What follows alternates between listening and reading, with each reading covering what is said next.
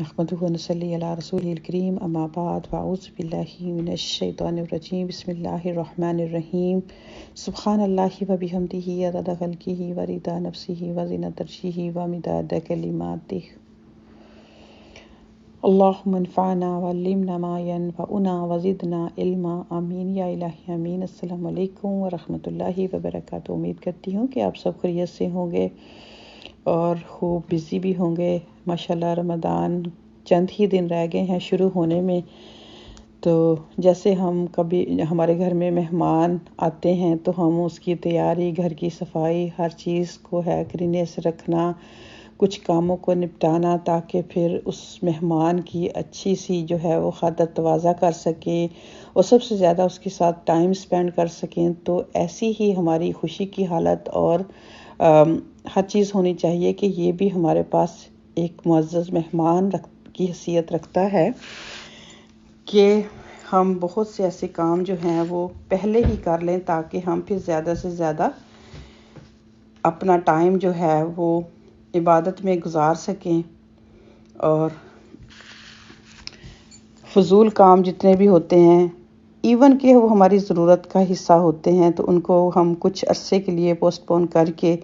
तो कुछ बाद में भी कर सकते हैं, कुछ पहले कर सकते हैं। तो इंशाल्लाह हम अपनी बुक को कंटिन्यू करते हैं, देखते हैं आज की अच्छी बातें हम क्या अल्लाह सुब्हाना व तआला हमें सुनवाते हैं। शुरू करती हूँ। बुक है हमारी रोज़ों के मसाइल। आज की जो बात है, आज का जो टॉपिक है रिलेटेड, वो है रोज़े की फजीलत। तो शुरू करते हैं। हज़रत अबू हुरैरा रज़ियल्लाहु ताला अन्हु से रवायत है कि रसूलुल्लाह सल्लल्लाहु अलैहि वसल्लम ने फरमाया कि जब रमज़ान मुबारक आता है तो जन्नत के दरवाज़े खोल दिए जाते हैं, जहन्नम के दरवाज़े बंद कर दिए जाते हैं और शयातीन जो हैं वो जकड़ दिए जाते हैं, यानी उनको कैद कर दिया जाता है। तो अल्हम्दुलिल्लाह बड़ी प्यारी खुशखबरी है, हौसला अफजाई है इस हदीस में।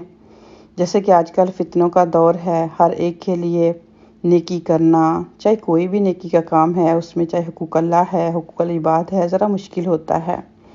क्योंकि ये जो हमारा खुला दुश्मन शैतान है वो हर वक्त हमें वरगलाता है, दूसरे कामों की तरफ ज़्यादा हमें खींचता है। तो फिर क्या है कि इनको जब जकड़ दिया जाता है तो फिर हर एक के लिए, जैसे हम देखते हैं कि हम सभी के लिए तकरीबन जहाँ तक हमारी नज़र जाती है कि अगर कोई नमाज़ों की पाबंदी नहीं करता तो वो नमाज़ें पढ़ने लगता है। जिनको मस्जिदों में जाने का शौक़ नहीं होता वो भी जाने का अहतमाम करते हैं। फिर इसी तरह जुमा पढ़ने का अहतमाम, फिर इसी तरह कुरान पाक की तिलावत, फिर कुरान पाक को समझने की ख्वाहिश, कुछ ना कुछ उसका हिस्सा याद करने की ख्वाहिश कि कुछ ना कुछ ऐसा कर लूँ जिससे मेरा ये रमज़ान जो है वो एक यादगार रमज़ान और मेरी बख्शिश का ज़रिया बन जाए। तो दूसरी हदीस पाक है कि रमज़ान में एक और चीज़ का जो रिवार्ड अल्लाह सुब्हाना ताला ने रखा है कि अगर कोई उम्रा करता है, यानी कि अल्लाह सुब्हाना ताला के घर का विज़िट करता है, जैसे कि हम पूरे साल में उम्रा कर सकते हैं, लेकिन अगर कोई रमज़ान में जाता है तो उसको उसका सवाब जो है वो हज के बराबर मिलता है। इससे रिलेटेड हदीस पाक है कि हज़रत अता रहमुल्लाह कहते हैं कि मैंने अब्दुल्ला बिन अब्बास रज़ी अल्लाह ताला अन्हुमा से सुना कि रसूलुल्लाह सल्लल्लाहु अलैहि वसल्लम ने अंसार की एक औरत से फरमाया कि अब्दुल्ला बिन अब्बास रज़ी अल्लाह ताला अन्हुमा ने इस औरत का नाम भी लिया मगर मैं भूल गया, तुम हमारे साथ हज पर क्यों नहीं चलती? तो औरत ने अर्ज़ किया कि हमारे पास सिर्फ 2 ऊँट थे, एक पर मेरा शौहर और मेरा बेटा दोनों हज के लिए चले गए हैं, अब एक ऊँट घर में है जिस पर हम पानी वगैरह लाते हैं। तो रसूलुल्लाह सल्लल्लाहु अलैहि वसल्लम ने फरमाया, अच्छा जब रमज़ान आए तो उम्रा कर लेना, इसका सवाब भी हज के बराबर है। तो ये था फजीलत मज़ीद जो कि रमज़ान में हमें इस हदीस से मिलती है कि अगर अल्लाह तबारक व तआला हिम्मत दें, तौफीक दें तो हम उम्रा कर सकते हैं और उसका सवाब जो है वो हज के बराबर मिलेगा।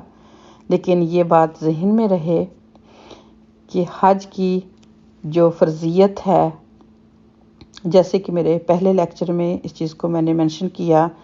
کہ اسلام کی بنیاد 5 چیزوں پر رکھی گئی ہے، اس میں آخری جو یہ تھی کہ حج تھا، وہ یہ تھا کہ زندگی میں ایک دفعہ اور صاحب استطاعت، یعنی کہ ایک شخص اس چیز کی استطاعت رکھتا ہے، یعنی کہ اس کے پاس اتنا مال ہے کہ وہ آسانی سے جا کے اللہ تعالیٰ کے گھر کا دیدار کر سکتا ہے، حج ادا کر سکتا ہے بغیر کسی پریشانی کے، تو پھر بھی وہ اگر نہیں کرتا تو یہ پھر اس کے لیے صحیح نہیں، اللہ تعالیٰ کو یہ چیز پسند نہیں ہے۔ تو باقی یہ جو فضیلت کی بات اس میں کی گئی، اس میں ہم ہر سال عمرہ کر سکتے ہیں اور ہمیں ایک حج کا ثواب ملے گا، لیکن اگر جس پر اس کی حیثیت ہے تو پھر بھی حج کے لیے پراپر ٹائم پر نہیں جاتا اپنی زندگی میں، تو یہ وہ نہیں سمجھ سکتا کہ میں نے عمرہ تو اتنی دفعہ کر لیا، رمضان میں بھی کر لیا، تو شاید میری حج کی جو ضرورت نہیں رہی۔ تو یہ بات تھوڑی سی ذہن میں رکھنی ہوگی، اگر آپ خود بھی اس کو سنیں اور پھر آگے بھی اس چیز کو پہنچائیں تو،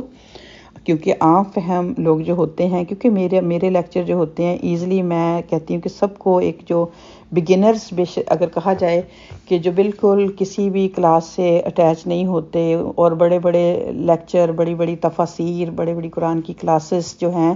ان کی طرف آنے سے تھوڑا گھبراتے ہیں، تو یا پھر ان کو ذرا مشکل باتیں سمجھ نہیں آتی، تو یہی میرا ایک پرپس ہے کہ آسان ورڈز میں ہر چیز کو ایکسپلین کروں تاکہ ہر ایک کو سمجھ بھی آئے اور اس کے لیے عمل کرنا بھی آسان ہو۔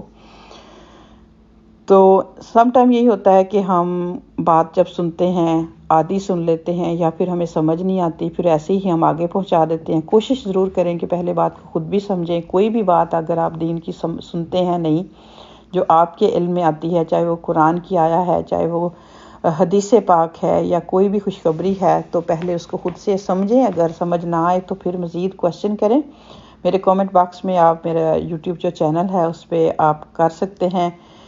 تو پھر جا کے جو ہے وہ آپ کو جب خود تسلی ہو جائے پھر یہ چیز آگے بھی آپ شیئر کریں تو آپ کے لیے صدقہ جاریہ ہوگی انشاءاللہ۔ تو ماشاءاللہ 2 احادیث ہم نے پڑھی بہت ہی پیاری، جیسے کہ جو اکثر یہ بھی ذہن میں بات بھی آتی ہے، کوشچن بھی آتا ہے کہ اگر جنت کے دروازے کھل گئے ہیں، جہنم کے بند ہو گئے ہیں، شیاطین جکڑ دیے گئے ہیں، تو پھر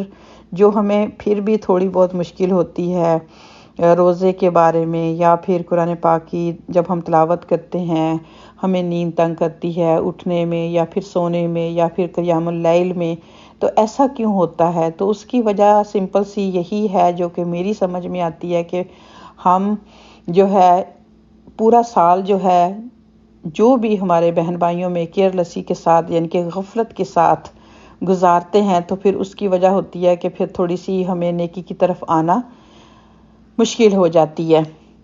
تو جیسے ہم دیکھتے ہیں کہ صحابہ کرام رضی اللہ تعالیٰ اجمعین کا طریقہ کار کیسا تھا کہ جب رمضان آنے والا ہوتا تھا تو ان کی خوشیوں کی کوئی انتہا نہیں ہوتی تھی، وہ دعائیں کرتے تھے کہ اللہ تعالیٰ ہمیں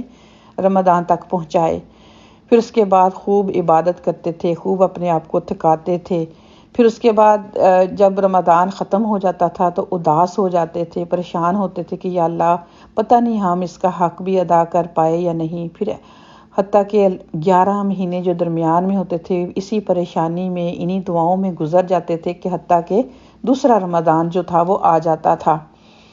تو آج ہم اپنی حالت دیکھیں کہ پہلے تو جب شیطان جکڑنے سے پہلے ہی، جب ان کو قید ہونے سے پہلے جب رمضان قریب آتا ہے تو وہ ہر چیز کو بہت ہی مشکل اور بڑا بنا کے دکھاتا ہے، کبھی موسم سے ڈراتا ہے، جن علاقوں میں گرم موسم ہے، گرمی ہے، دن لمبے ہیں، پھر جو بھی کوئی کاروبار کرتا ہے تم نے تو کاروبار بھی کرنا ہے، یہ بھی تو حقوق العباد ہے،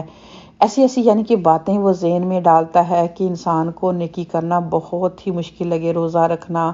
پھر رات کی جب قیام اللیل کی باری آتی ہے یعنی کہ تراویح کا معاملہ آتا ہے تو پھر اس وقت بھی جو ہے وہ مشکل کیوں لگتی ہے؟ کیونکہ ہم باقی دنوں میں یہ نہیں کرتے، کبھی بھی اہتمام نہیں کرتے کہ کبھی ایک رات ہفتے میں 2 دفعہ کہ ایسا ہونا چاہیے کہ ہم اللہ سبحانہ تعالیٰ سے باتیں کریں، یعنی کہ ایک تیسرے پہر اللہ سبحانہ تعالیٰ اپنے بندوں کو ایوری ڈے، یہ کہ نہیں رمضان میں ایوری ڈے پکارتے ہیں کہ کوئی ہے میرا بندہ جو مجھ سے مغفرت مانگے، میں اس کو معاف کر دوں، کوئی سوال کرے اس کے میں سوال کو پورا کر دوں۔ لیکن کیا ہے کہ ہم اس وقت گہری نیند سو رہے ہوتے ہیں۔ تو یہ ساری جو چیزیں ہمارے اندر رچ بس گئی ہیں، تو اس طرح سے ہم 11 مہینے نہیں گزارتے، 1 مہینہ تو اچھا سا گزار لیتے ہیں، لیکن اس کے بعد ان ساری چیزوں کو چھوڑ دیتے ہیں، جس کی وجہ سے وہ پھر عادتیں ہوتی ہیں جو کہ ہمیں تنگ کرتی ہیں۔ رمضان کے دوران بھی اللہ تعالیٰ سے دعا ہے کہ اللہ سبحانہ و تعالیٰ ہمیں اس رمضان میں اپنی بخشش کا ذریعہ بنائے اور ہم اس کی رحمتوں کو، اس کی برکتوں کو خوب سمیٹ سکیں اور اپنے گناہوں کو معاف کرا سکیں۔ انہی چند باتوں کے ساتھ آج کی بات کو کمپلیٹ کروں گی۔ اپنا بہت خیال رکھیے گا۔ السلام علیکم ورحمۃ اللہ وبرکاتہ۔